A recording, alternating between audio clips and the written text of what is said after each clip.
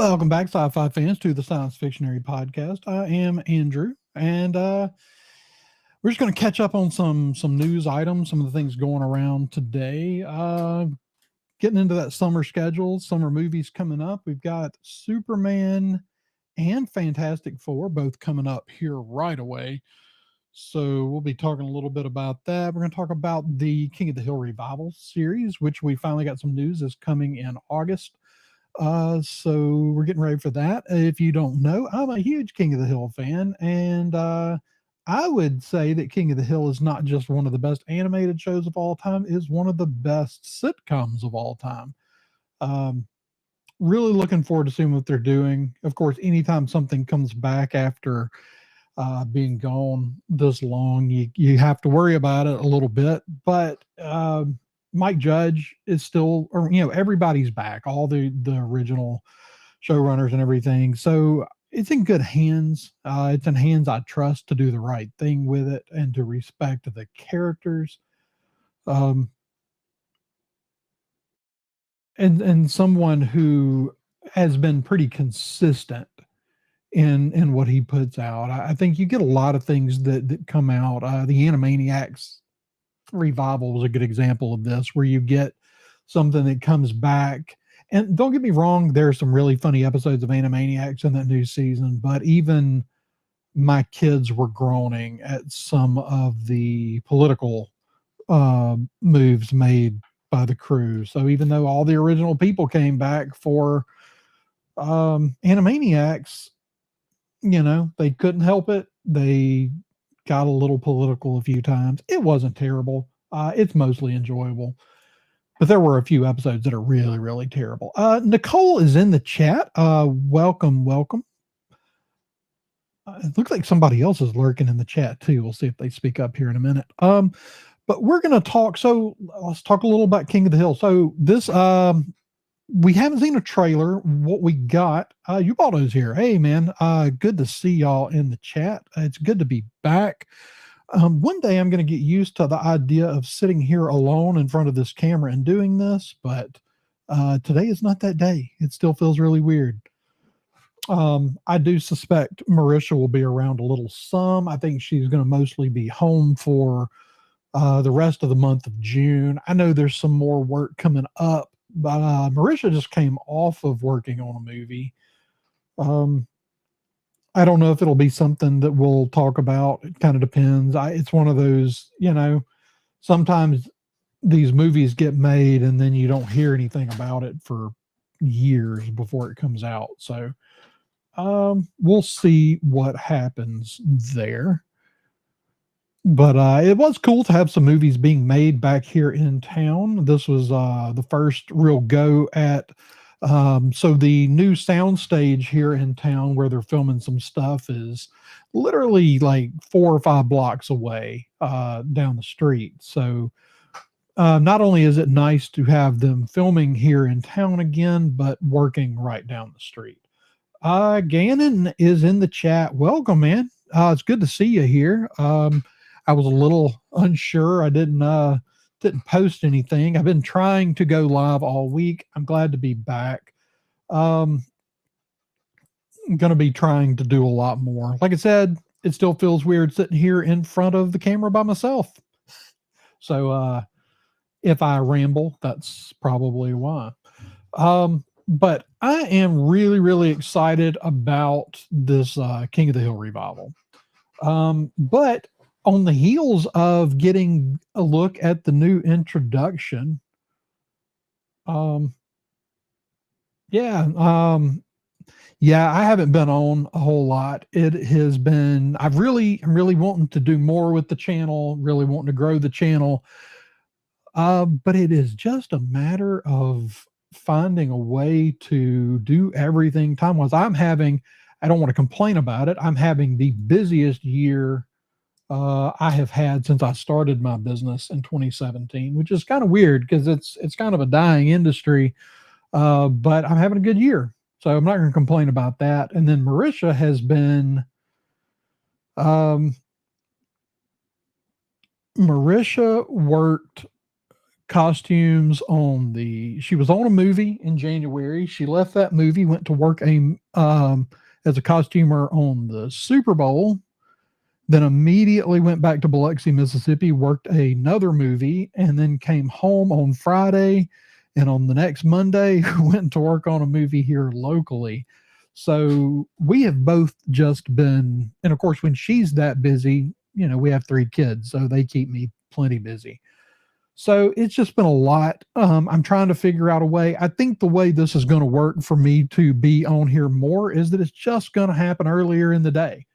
It's going to happen probably most days. It's probably going to happen earlier than today. Today I got caught up with some stuff, but shooting for doing a regular show between like noon and 5. But yeah, it's just and mostly I thought about doing mornings, but a fellow Red Fiver over at Danny over at Comics and is doing stuff around 10:30 most mornings, and so I kind of want to give her space there in the mornings. So going to be doing a lot of stuff, hopefully like kind of right after lunch hour or maybe even during the lunch hour. But it's really good to see everybody. I see Nick here in the chat now too. It's really good to see everybody here in the chat, despite me not having been around, but it's going to be more. But anybody in the chat, is anybody else here a King of the Hill fan at all? Like I was saying kind of before everybody dropped in, I think King of the Hill is not just a great animated show. I think it's really probably one of the better sitcoms ever made. So we're getting a new season, picking up roughly 10 years after the end of the original. So Bobby is grown, Hank will be older. Of course, we've lost some people here in the interim. I mean, it's been years since we lost Brittany Murphy, who played Luann on the series. And of course, just after, they announced this new series, they had just started recording voice lines. And Johnny Hardwick, who voiced Dale Gribble all these years past, it looks like Toby Huss is taking over the role for Dale. So we are going to have that character around. Toby's been around the series since the beginning. He voiced, I think he's previously voiced Dale in some episodes. He also voiced Cotton, and I want to say a few other characters here and there. But that was really sad. It looks like Johnny Hardwick was able to record the first 5 of the 10 episodes that are coming up. So it looks like Toby is taking over the character starting in episode 6. And of course, yes, Jonathan Joss shot at his home just a few days ago. We got that new introduction for the new season, and then like 2 days later we got the news about Jonathan Joss. And I don't really know, I'm seeing a lot of speculation. I don't want to get into speculation over someone's personal life or over what happened between him and his neighbor that led to the shooting. I know that Joss had some issues lately. I know his family home burned down recently, sometime in the last couple of years. There was the weird incident a couple of weeks ago where there was a King of the Hill panel at a con that he wasn't invited to, and he kind of crashed it and ended up having to be removed by security.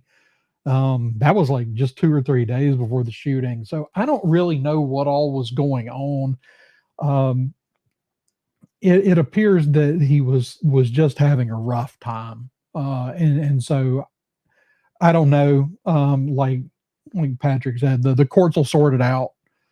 But it's sad, that's a character that's been around for a long time. I'm not sure. Obviously, I suspect someone new will probably take over that voice if they continue past this season. I fully expect them to continue this for more than one season. It doesn't cost them a tremendous amount to produce this material as long as it's decent. It's going to get picked back up for a second season. It's kind of the same with the Animaniacs. It wasn't great. It was decent. Some really funny episodes, some really terrible episodes. But it made enough money. It brought in enough viewers that they continued it because these things just don't cost a ton of money. But yeah, see, that's kind of the whole thing, Nicole. I don't know why he wasn't invited. Now, obviously, that is not usually the decision of the other creators as much as that's, the decision of the convention itself. So for some reason he wasn't part of that convention. So before I go any further, can everybody hear me okay? Because there's some lights on my board here that aren't normally on. I just want to make sure everybody's hearing me clearly.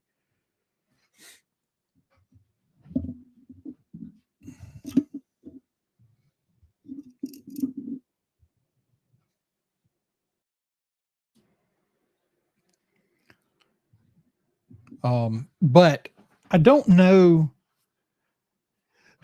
I don't know if he just wasn't invited to the convention. I mean, obviously, there's lots of contractual stuff that goes into inviting people to cons. They're only going to bring so many people because you got to pay their appearance fees. I mean, we're looking at launching a con not this October, but next October. If anybody wants to come to Natchez for a brand new Comic-Con.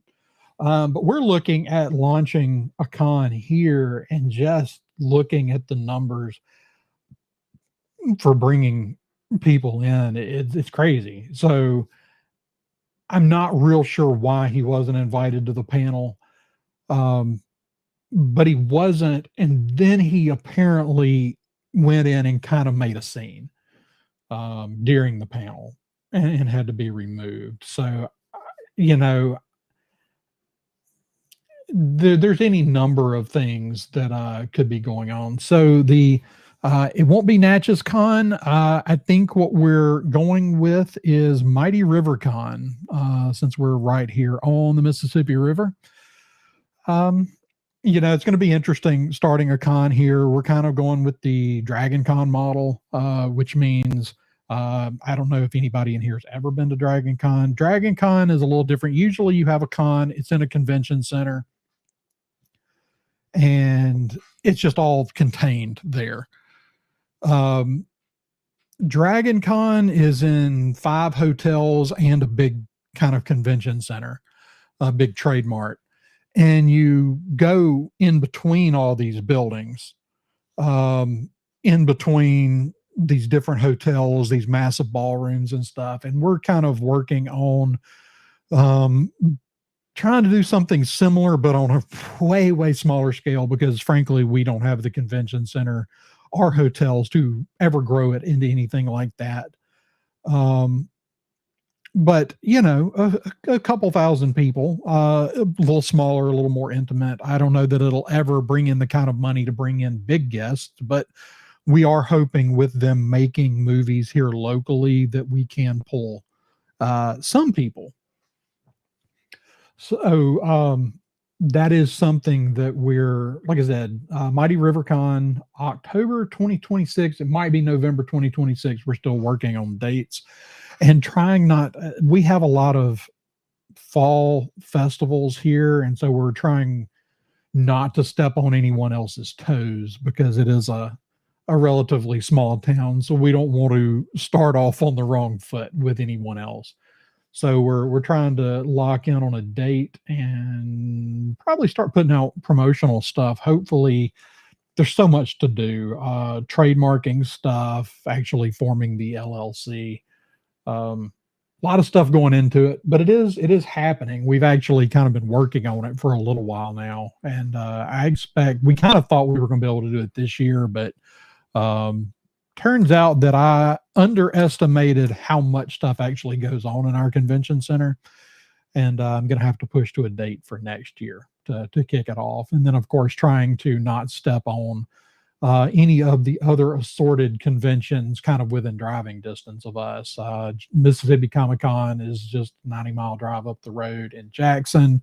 There's a couple of conventions down on the coast in Biloxi. There's 2 conventions in New Orleans, a convention in Lake Charles, Louisiana. So we have a lot of smaller cons in driving distance. And so we're trying to kind of find a space where we don't step on anybody else. But yeah, anybody wants to come to that, we will hopefully at least make it entertaining.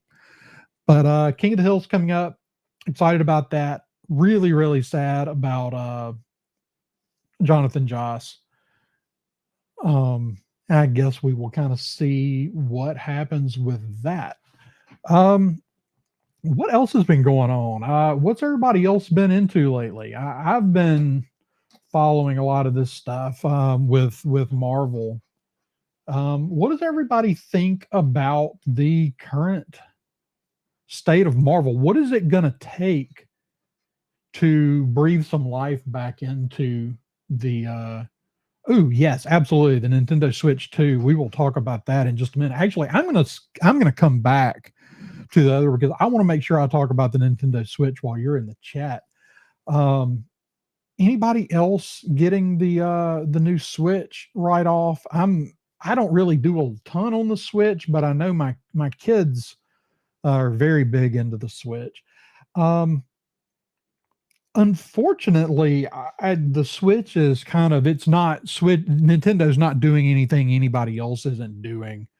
I was a little sad to see some of the news with basically you're buying the device, but what you're really doing is buying a license to play on the device. Basically, there were some warnings about modifying the device in any way. They would just shut it down. So basically what you have is a license to play it. Now, look, I'm an online gamer. I play competitive shooters. Cheating is rampant and all the shooters that are out there right now. We're still playing a lot of Apex Legends. Tons of cheating. Respawn, EA, nobody seems all that interested in fixing it. Unfortunately, I think it's because a lot of these streamers are guilty of cheating. And I kind of get it. There's a lot of to kind of be that top tier streamer on these games, you either got to have personality, you got to be really good. And a lot of these guys are relying on lots of kills, lots of wins, and that's not always easy. I am a little so as an online gamer, I'm happy to see them being serious about saying, look, if you modify your console, you can't play. Now, I think they should cut people off from online play with modified devices. But I'm also, as kind of someone who grew up in the early days of computers, having, grown up. I mean, I was born in 1980 and there was never a time where we didn't have a computer. Because my grandfather was a computer science teacher and taught the first computer science class in the state of Mississippi. I believe very firmly in allowing people to take these devices and modify and experiment and write programs. And a lot of innovation has come about with computers for that. And I kind of hate to see that the gaming devices are just totally shutting that off. Now, other things have done that. Apple's kind of done that for years where they don't like you tinkering with their devices. But I'm all for letting people modify their electronics if they buy them. But yeah, cut them off from online. But I don't know that I agree with shutting the device off completely. I am curious to see. I haven't really looked that much into the features on the Switch 2. So we will do another show on that, and I will have to get somebody on here who plays on them more than I do. Let's see. Gannon says the best way for the MCU to recover is to bring in good storytelling and get away from leaning too much on the MacGuffins. They also can't rely on third tier characters people don't know. Yeah. I think when you go back and look at the success Marvel had, I mean, it's sort of an anomaly because they sort of did have massive success with Iron Man, a character that was not an A tier superhero. I'm kind of like I wasn't a big comic book reader, so but I knew of Iron Man, and I think that sometimes people downplay the popularity of Iron Man, or at least how much people knew who Iron Man was. I mean, sure, he's not Batman or Spider Man or Superman, but I think more people knew who Iron Man was than a lot of people are willing to admit. Yeah. Now James Gunn used third tier characters, wrote a great story. I think I agree with you. They've got to write better stories. I think that's all it comes down to. But the problem is, I see that they've got to get over a hump. We're 2 movies in this year, third one coming up. Honestly, Captain America: Brave New World is an okay film. There's nothing dreadful about that movie. I enjoyed it.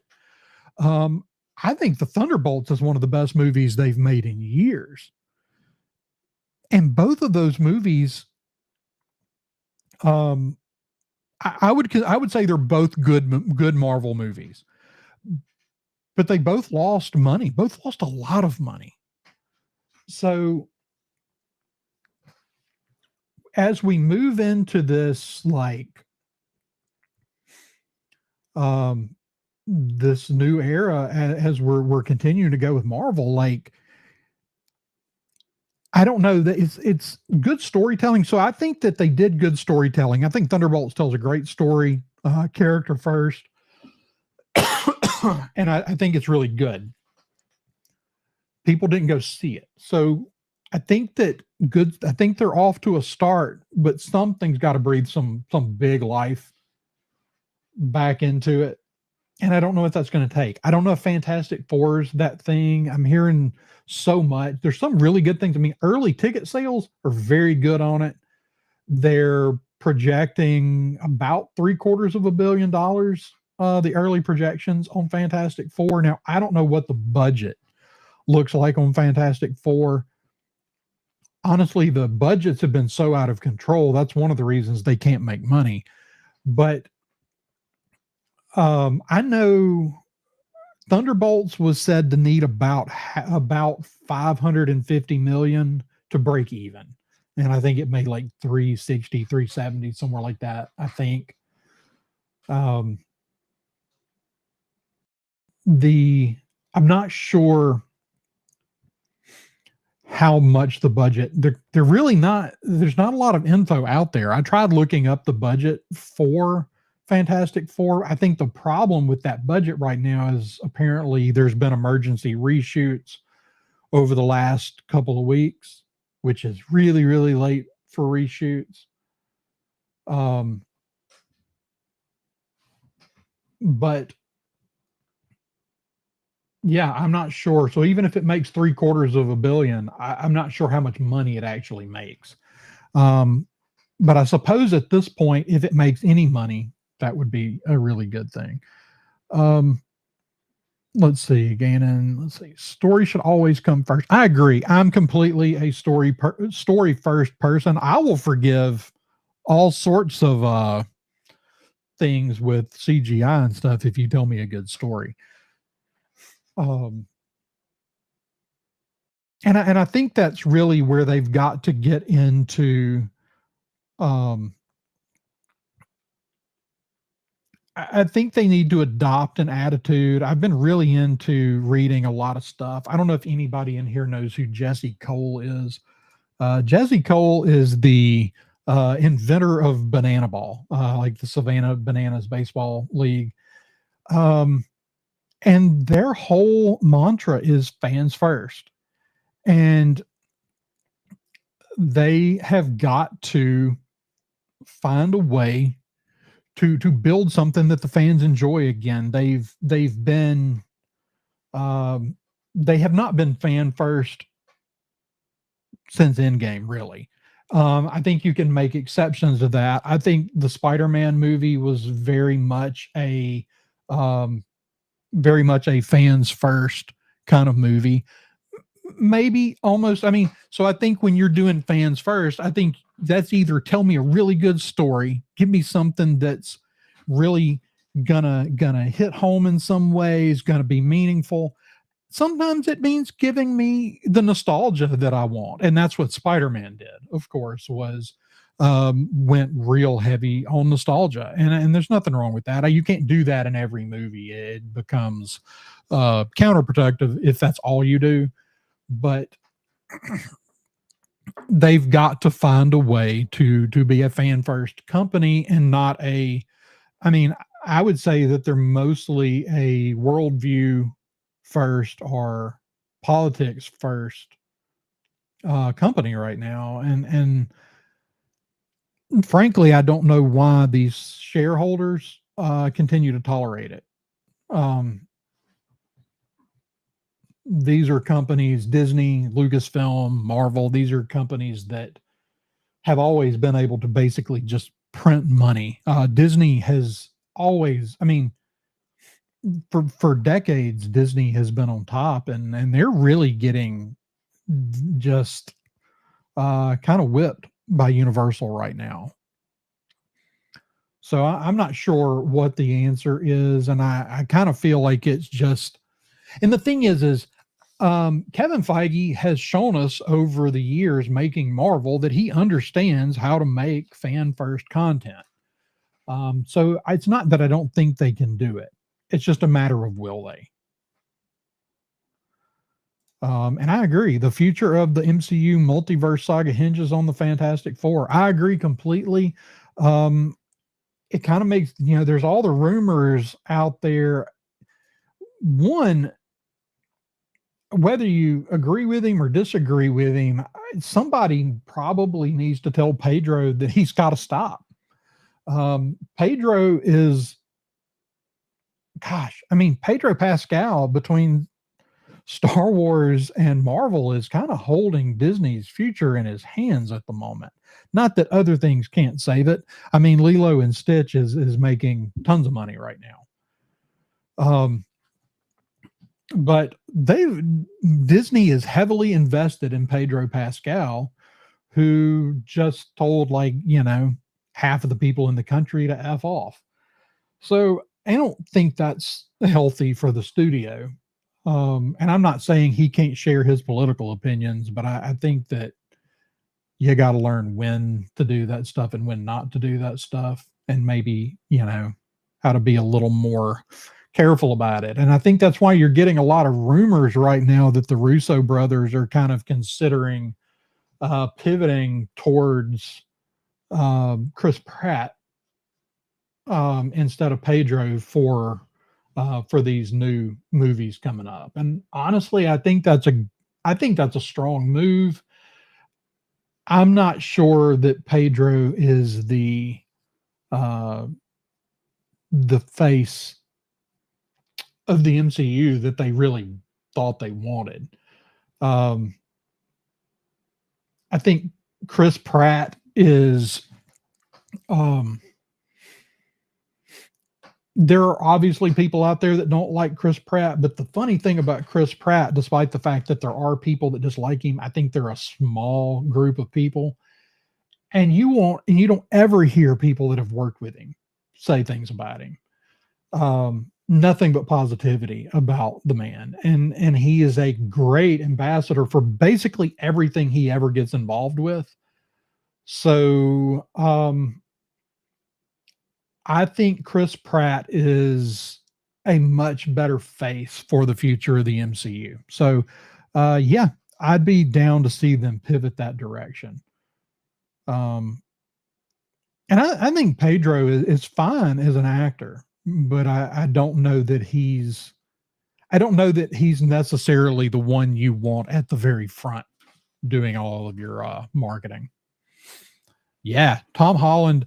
I mean, I think there are people, because that's the thing. You lost, losing Robert Downey Jr. Is, and granted, he's back, but it's going to be different. But that's a big blow to your heroes, and who is the face of the heroes. And I think that they've got people there. I mean, lean on basically you're building, but you kind of brought in Pedro and tried to make him the new face of the heroes in some way in this multiverse saga.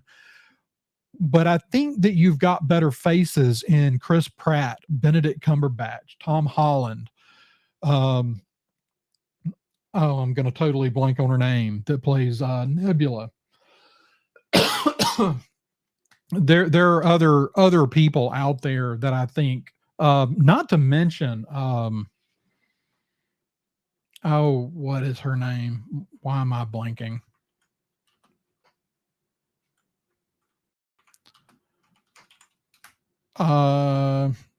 Florence Pugh. I mean, if Florence Pugh, if they decided to make Florence Pugh, Tom Holland, Chris Pratt the faces of the MCU, that's a win. That's a huge win. And in fact, before Thunderbolts, I liked Florence Pugh as an actor, but I wasn't 100% sold on her, being the face, taking the reins and leading, being the lead in a film. And I was wrong. Karen Gillan, these are the people that I really think they should be leaning on going forward. Is people like Florence Pugh, Karen Gillan, Benedict Cumberbatch. We didn't lose everyone. We lost, we lost Chris Evans, and we lost Iron Man. We lost Robert Downey Jr. So, yeah, there are other people in the MCU that are, I think, better fits to be your lead going forward than Pedro.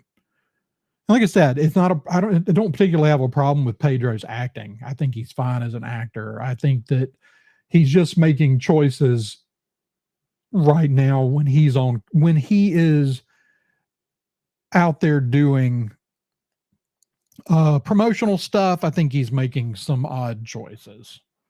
And that's not new. That's kind of going back even like the Gladiator stuff. He was kind of making some odd choices during press events. So Lunar Girl in the chat, I don't even know when the last time I saw you in one of my chats was. Granted, I'm not around that much, but it's been a long time. Let's see what else has been going on. I'm not going to go a whole lot longer here. I'm going to learn one day to write my notes down so I'll remember to talk about things. I don't know if anybody's into horror films. Not my thing. Ma, which was an Octavia Spencer movie that was actually filmed here local. They just announced a sequel for that one, so we'll be seeing if they film that one here locally as well. I think this one's getting a little bit bigger budget. It might not come back home, but the director that made that one does live here, and Octavia Spencer kind of lives here as well. So maybe they'll make it here. That's my hope right now. Yeah, I kind of catch a little bit of the Doctor Who stuff in passing, Nick. Unfortunately, it's not one of those I've ever been that big into, and I usually rely on Marisha being here to talk about it. But I think Marisha might be on some with me in June. Probably not every time, but I think she'll be around some. Let's see. Nick says Marvel should make Cam Ray the face of that would certainly be interesting. I don't know. Cam should be the face of something though.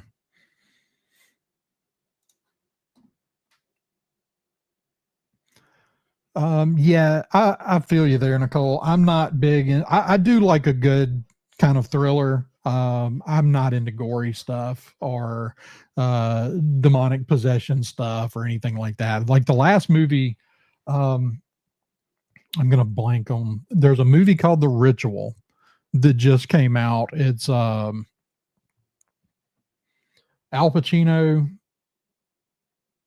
Um, who played the Beast in the live action Beauty and the Beast? Uh,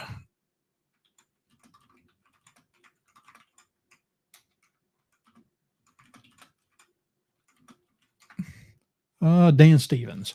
Al Pacino, Dan Stevens, Patricia Heaton. I can't remember who else was in it, but they filmed it here locally. Marisha worked costumes on that. That was that one is another case of possession and demonic possession and all that. So not really my thing, but it was filmed here locally.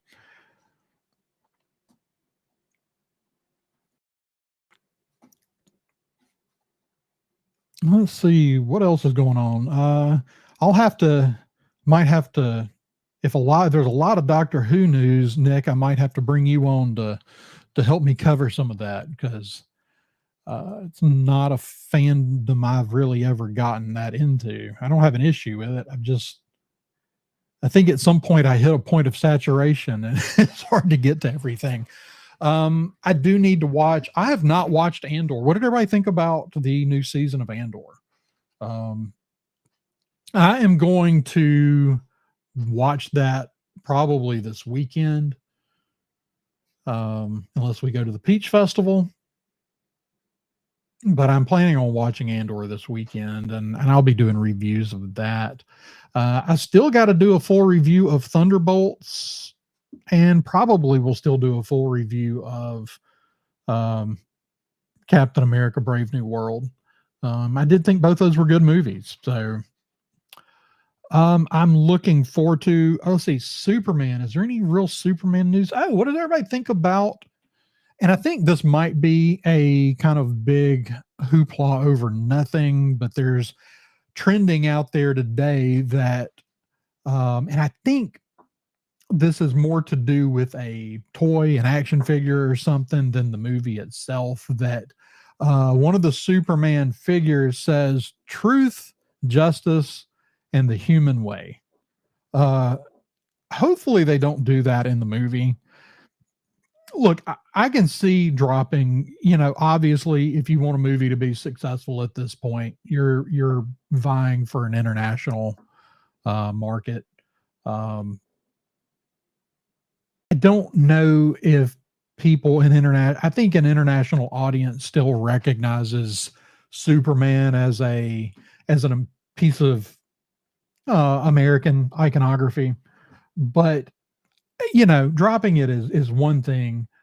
Uh, but honestly, they went on this toy. I really don't think they'll use this line in the movie. I really hope they don't because truth, justice, and the human way is just terrible. Um, because the human way, humans are terrible. Our way is terrible. We screw up everything, right? Because we're all sinners and we mess stuff up.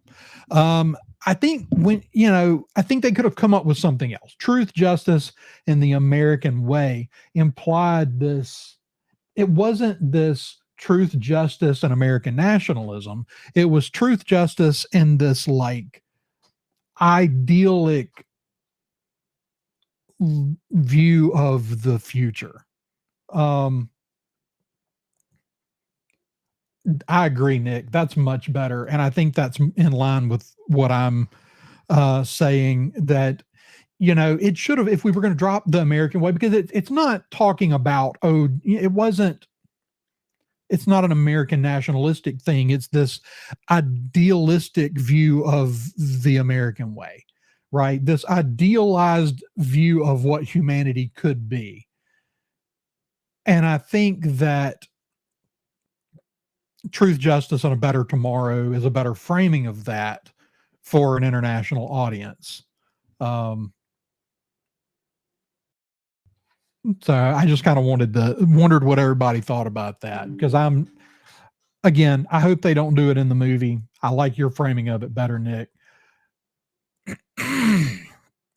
um, I'm not really into the humanist vibe of truth, justice, and the human way, because I think the call was always to, Superman's part of that era of sci-fi fantasy that was calling for humanity to be something better, and to strive for something better. Same thing Star Trek did, the original Star Trek series. It was this idea that humanity could be something better. I think, to me, when you say truth, justice, in the human way, just screams we're okay the way we are. Um, okay, that makes sense, Nick. I knew they were using. I seem to remember a few years ago that they changed it, because I seem to remember people kind of making a big deal of it then. But I don't think it's that big of a deal to repackage stuff like that for a international audience. I think people sometimes forget that Superman was, um, sort of, came out of World War II. So, it was promoting certain things. It's also very racist towards Martians. Um, Interesting. I haven't read any comics. The only comics I've read in a while, actually, have I read any comics in a while? I haven't read a comic. I bought a copy of the Ninja Turtle, The Last Ronin book, at New Orleans Comic Con. I think that was the last time I read a book.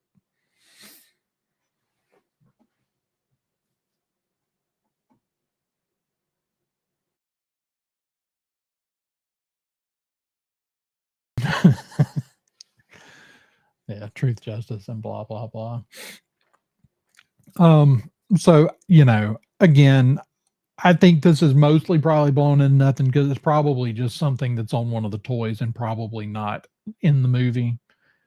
Um, I don't really know what I expect from the movie. I like the trailer. I'm not gonna lie. I've heard things that made me nervous about it, but I really enjoyed the trailer, and so I'm very very curious to see what they're gonna do with that.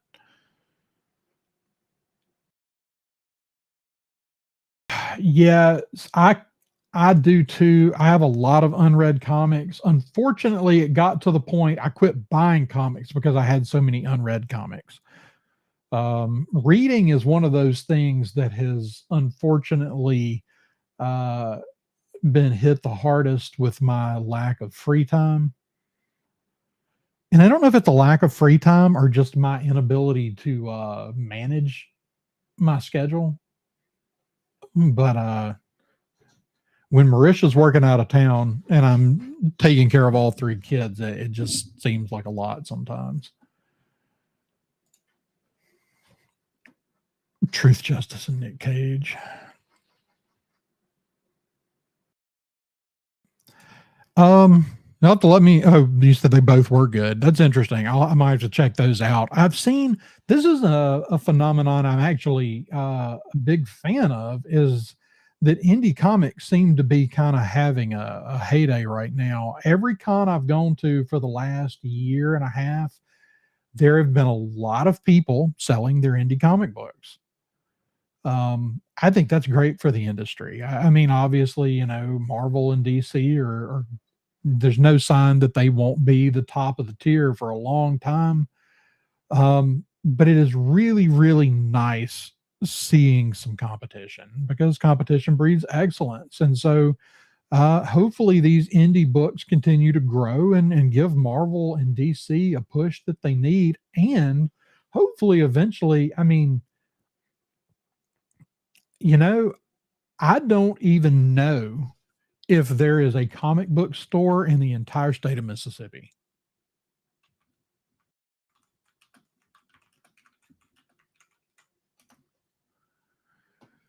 Let's see. There's one in, okay, let's see. I was wrong. There are Three.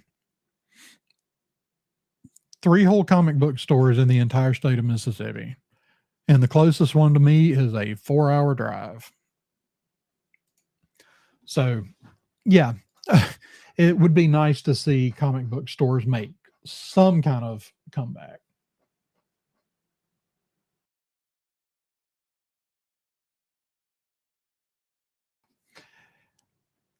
Yeah, I think that from what I've talked to these cons about, or to some of these people I've talked to as we kind of working on setting up a con, is um, booth space is expensive, and they probably are losing money. But I think that it's mostly written off as marketing.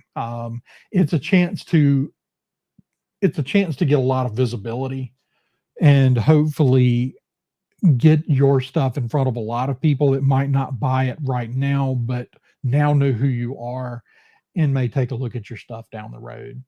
Um, I like to try to support indie books when I can, but at some point I reached a point, and not just with comics, just books in general, that I had to quit buying books because every time I would see a book I wanted to read, I would pick it up and then not read it. Um, nice. Honestly, I haven't read anything in probably 6 months, and the next thing I read will probably be The Hobbit, just because I really want to read it again. Ubaldo, or anybody else in here, has anybody ever taken a look at I didn't even know they existed, that they're a graphic novel. Um, there's a graphic novel of The Hobbit. I saw those the other day and I wondered if they were worth picking up.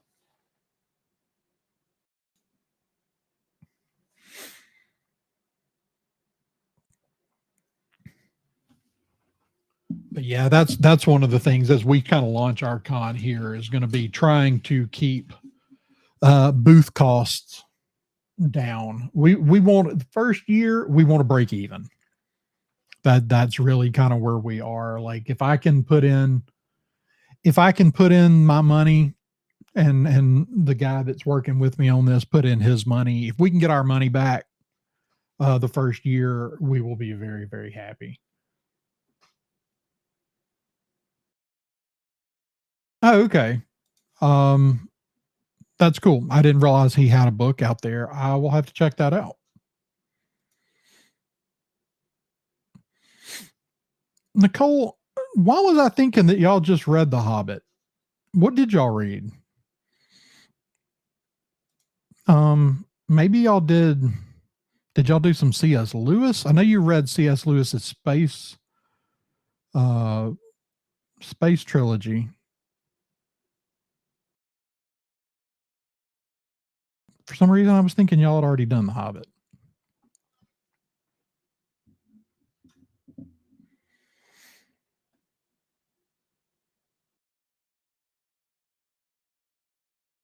Yeah, that sounds interesting. I'm gonna have to, when I get off here, I'm gonna have to look that one up. I was trying to look over here at my shelf and see if I actually what I picked up last.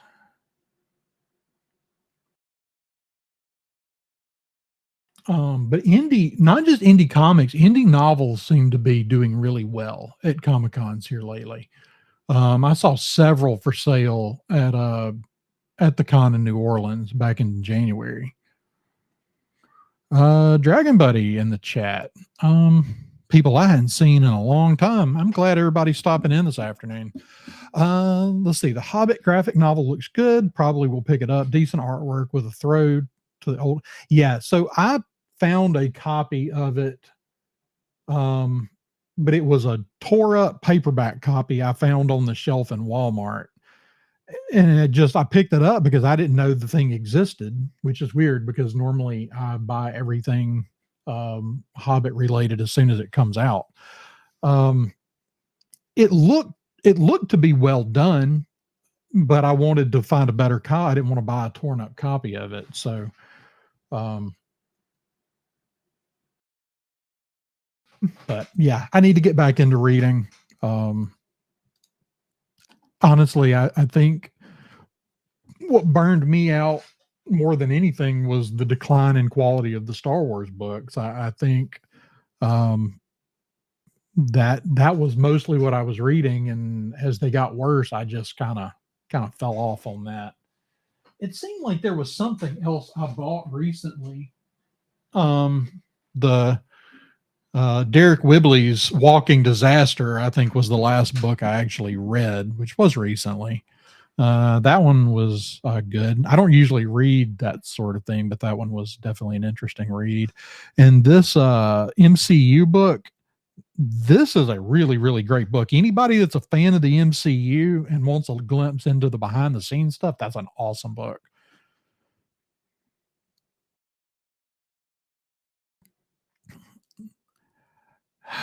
Yeah, Song of Ice and Fire. It's one of those I really want to read it just because it's so much part of the fantasy lexicon now. Like, I feel like I should read it, and I just can't get through them.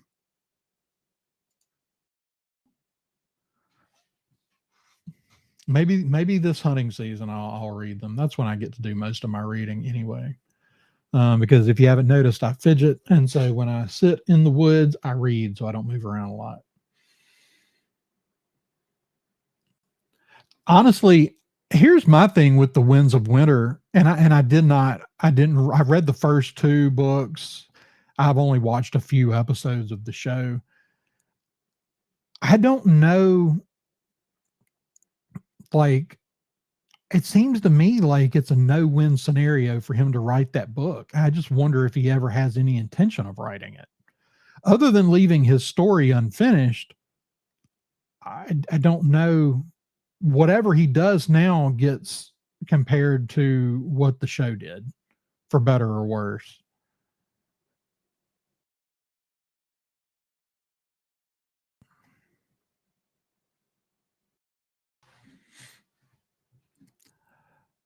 Nick, that looked really, really fun. The whole getting to watch Jedi in the forest like that. Um, it looked like a lot of fun. We will be doing, let's see, we're in June now, July, August, September. Let's see, we got about 2 months, 2.5 months, and we will be heading out to Dragon Con. And I know that sounds like that's a really long ways away, but summer around here is chaos. And I know there are a lot of unfinished cosplays, and I suspect the next 2 months is going to be quite chaotic trying to get it through. So I kind of agree with you, Nick. I find it unlikely that he hasn't at least mostly written at least enough notes to finish that book.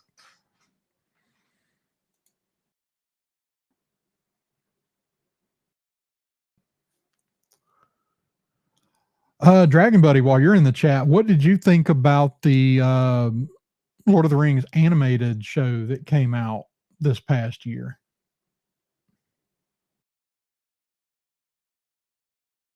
And yeah, we're going to be talking a lot here coming up. I'm still kind of mind blown that we're getting Ian McKellen back as Magneto and as Gandalf next year.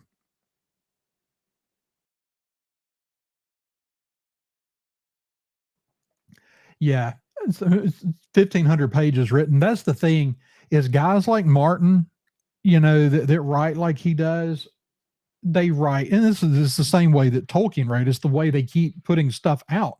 He just, when he had ideas, he wrote them down. And so there are just mounds and mounds and mounds of manuscript um, that could be put together into a story. And it's just a matter, I just, as someone who's kind of an outsider to that fandom, I don't see the benefit of him releasing that book. other than finishing his story the way he wants to finish it. But it's like a personal thing. Like, I don't know. It'll sell. I mean, I guess it'll make money. Thing is, I don't know that money is necessarily like his biggest issue at this point.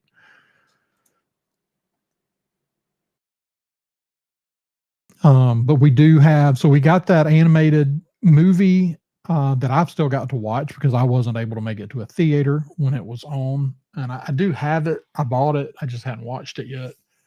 Um, and The Hunt for Gollum. I'm really excited about that. I know some people are kind of down on them coming back and doing that this late, but I'm really excited for Hunt for Gollum just because I know what characters were left out of the movies that will probably find their way into a Hunt for Gollum movie. Other things that are coming up, any Voltron fans, because I know the Voltron movie with Henry Cavill is actually done shooting. They're being very secretive about it. Nobody even knows who is playing who yet. They've just not let anything out.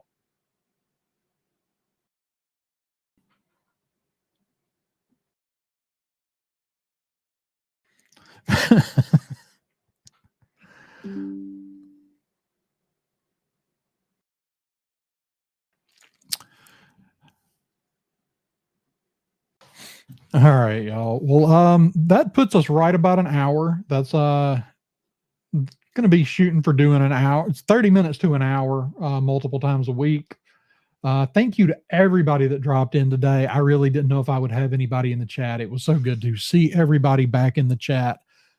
Trying to get to where I can make this a more regular thing. I think I'm there. I think I think everything has finally reached a point where it can be regular. I know I said that a few weeks ago, but when Marisha came home to work on that movie, so I started the show back the day before Marisha came home. And then basically they were working till 5 or 6 in the morning, every 6 days a week. And Marisha was sleeping on the other side of the wall, right behind the computer. So it really wasn't possible for me to get in here and talk and risk waking her up because I'm smarter than that. So now that that is over, I think I'll be back. Is there a new Speed Racer movie? I guess there is. I think I did hear something about that. But I'll kind of figure out what all's coming up. We'll be talking about that soon. We'll be talking about I'm going to be covering Andor, figuring out what's coming up next for Star Wars, covering it all. And hopefully nothing like the Acolyte ever happens again. All right, guys, thank y'all so much for hanging out.